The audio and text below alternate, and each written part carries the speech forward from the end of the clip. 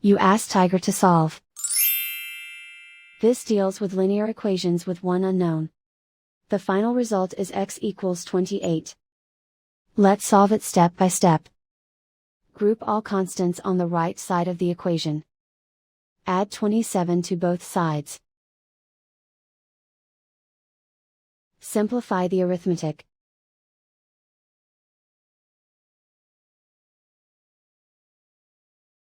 Isolate the x. Divide both sides by 6. Simplify the fraction.